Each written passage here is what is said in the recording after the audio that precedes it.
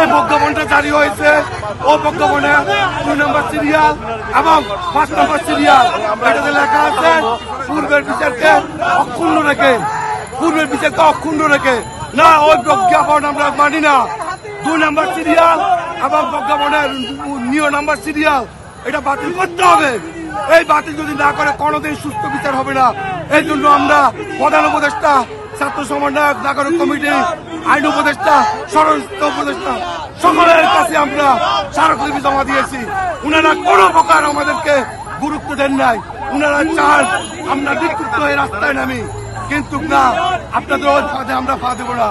আর যখন আমরা নামবো, আপনার বাংলাদেশে এমন কোন বাহিনীর ক্ষমতা নয় আমাদেরকে ঠেকিয়ে রাখতে। দয়া করে আমাদেরকে রাস্তায় নামাবেন না। অনুরোধ করতেছি, আপনারা সুস্থ বিচার করুন, আমাদের জেলবন্দি ভাইদেরকে মুক্তি দিন। জেলবন্দি ভাইদেরকে মুক্তি দিয়ে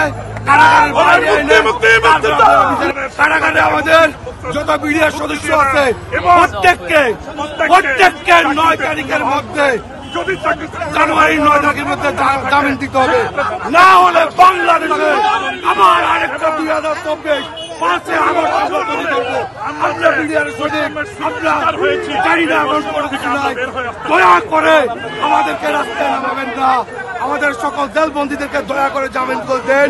জামিনে এনে তারপরে আপনারা বিচার কাজ করুন।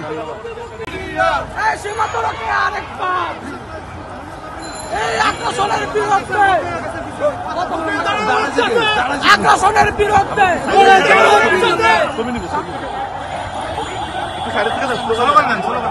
আরে মুক্তি মুক্তি মুক্তি চাই, বিজেপি না বিডিআর সীমান্তে আরেকবার যুদ্ধ করবে, যুদ্ধ দেবে, যুদ্ধ দেবে।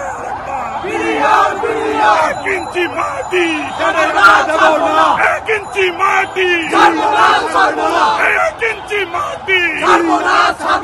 আরে অস্ত্র ধরেছি, রক্ষা করবই, করবো বাংলাদেশের বাঘকে আগ্রাসনের বিরুদ্ধে, এই আগ্রাসনের বিরুদ্ধে